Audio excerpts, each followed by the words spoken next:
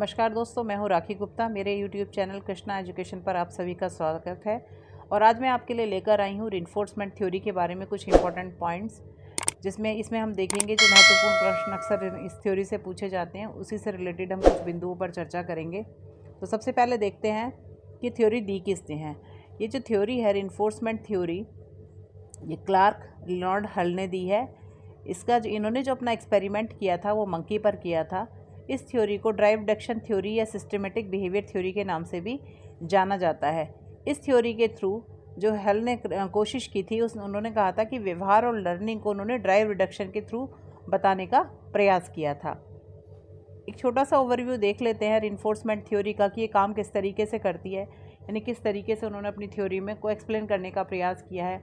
सबसे पहले हल का मानना था कि जो नीड है वो व्यक्ति के अंदर जो नीड है वो क्रिएट होती है, जैसे कि व्यक्ति को भूख लगना, जो उसके अंदर बायोलॉजिकल इम्बैलेंस ला देती है। नीड की वजह से व्यक्ति के अंदर ड्राइव क्रिएट होती है, यानी जब उसे भूख लगती है तो उसको टेंशन होती है, यानी भूख लगती है उसको लगता है कि हाँ मुझे कुछ खाना चाहिए, तो वो कहलाती है ड्राइव, यानी स्टेट ऑफ टेंशन, जैसे हंगर। जैसे ही उसे भूख लगती है, भूख लगने के बाद वो सोचता है कि मुझे भोजन कर लेना चाहिए, यानी ड्राइव रिड्यूसिंग बिहेवियर। वो एक्टिविटी करता है जिससे कि उसकी जो वो नीड है वो सेटिस्फाई हो जाए। तो वो बिहेवियर क्या हो सकता है? भूख लगने के लिए भोजन करना, प्यास लगने के लिए पानी पीना, एट्सेट्रा। इस वो व्यवहार करने पर उसकी जो ड्राइव है वो रिड्यूस हो जाती है और उसका जो बैलेंस है बॉडी का वो वापस से रीस्टोर हो जाता है। इस प्रकार से उसको ये लर्निंग हो जाती है कि जब उसे भूख लगी थी तो उसको भोजन खाना है और भोजन खाने के बाद उसके नीड सेटिस्फाई हो जाएगी। इस प्रकार से व्यक्ति को डिफरेंट टाइप की जो नीड्स हैं उनके हिसाब से उसको लर्निंग का प्रोसेस होता रहता है। हल सिस्टम ऑफ लर्निंग। अब देखते हैं हल सिस्टम ऑफ लर्निंग में क्या दिया है। हल systems of learning advocated the following chain sequence for the improved result in the teaching learning process. हल का जो सिस्टम है लर्निंग का, वो नीचे दी गई जो चेन सीक्वेंस है उसको फॉलो करता है, जैसा कि अभी हमने समझा भी था। सबसे पहले जो नीड है उसके अकॉर्डिंग ड्राइव क्रिएट होती है। दिस इज़ समथिंग, ड्राइव क्या है? This is something which is needed by learner in order to behave और रिस्पॉन्ड। ड्राइव वह है जो किसी भी लर्नर को किसी आवश्यकता के अनुसार एक्टिविटी या स्टेट ऑफ टेंशन में ला देती है कि उसे क्या करना है, रिस्पॉन्स कैसे करें।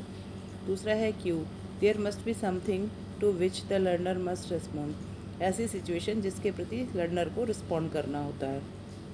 Response, the learner must be made to respond in order to learn some act. कुछ भी सीखने के लिए लर्नर किसी स्टिमुलस को लेकर जो रिस्पॉन्स करता है वो रिस्पॉन्स में आता है, या इसे एक्टिविटी भी कह सकते हैं। इसके बाद आया reward, the learner response must be enforced thus enabling him to learn what he want to learn. Learner जो प्राप्त होता है, यानी उसकी नीड जो सेटिस्फेक्शन की तरफ जाती है, जिससे वो सेटिस्फेक्शन प्राप्त करता है, वो उसको रिवार्ड के रूप में कार्य करती है। मीन्स जो वह सीखना चाहता था वह सीख जाता है, तो उसको जो है रिवार्ड मिल जाता है। हल का जो लर्निंग सिस्टम है वो इस तरह से कार्य करता है। अब बात करते हैं एजुकेशन इम्प्लीकेशन की। Hull's theory attached sufficient importance to the needs drive incentive in enforcement.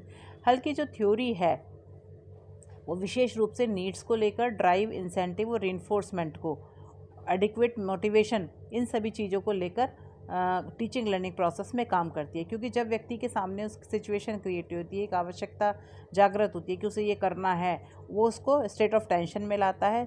जब वो उसको के लिए जो एक्टिविटी करता है, एक्टिविटी करने के बाद उसे रिइंफोर्समेंट मिलता है या रिवार्ड मिलता है कि उसने जो चाहा था वो अचीव कर लिया, तो उससे उसे मोटिवेशन मिलता है और उसकी जो लर्निंग है वो और ज़्यादा आगे बढ़ती जाती है।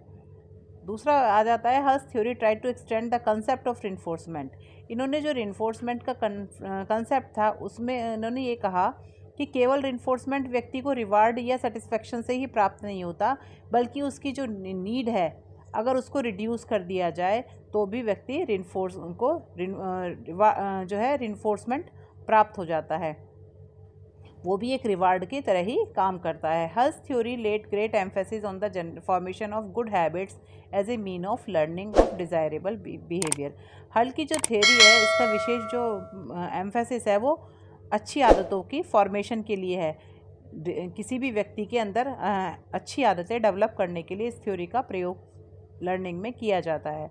Hull's theory emphasize the need for proper rest and other measure to reduce the ill effect of fatigue in any act of learning. Learning के दौरान होने वाली हल की जो थ्योरी है वो इस बात पर भी एम्फेसाइज करती है कि किसी भी नीड को फुलफ़िल करने के बाद एक प्रॉपर रेस्ट की ज़रूरत होती है अगर उसको वापस से स्टेबिलिटी में रखना है, यानी उसमें हैबिट की अगर फॉर्मेशन करनी है तो उसको एक्सेसिव वर्क नहीं कराया जा सकता। एक थकान के बाद उसको एक रेस्ट की ज़रूरत ज़रूर होती है। तो इनका कहना ये था कि हर कार्य को करने के बाद अप्रोप्रिएट रेस्ट होना ज़रूरी है, जिसकी वजह से जो उनकी मतलब ये जो कंसेप्ट इन्होंने दिया ये इनकी विशेष फाइंडिंग रही इस थ्योरी की। दिस इज़ ऑल अबाउट हल रिइंफोर्समेंट थ्योरी। ये थे सब कुछ इंपॉर्टेंट पॉइंट्स जो हमने हल रिइंफोर्समेंट थ्योरी के बारे में आज देखे। यदि आपको मेरा वीडियो पसंद आया हो तो मेरे वीडियो को लाइक करें, मेरे चैनल को सब्सक्राइब करें, बेल आइकन पर क्लिक करें जिससे आपको आने वाली वीडियो का नोटिफिकेशन मिलता रहे। साथ ही अगर आप किसी विशेष टॉपिक पर जो कि CDP से रिलेटेड है चाहते हैं कि मैं वीडियो बनाऊं तो उसके लिए आप मुझे कमेंट बॉक्स में ज़रूर लिखें।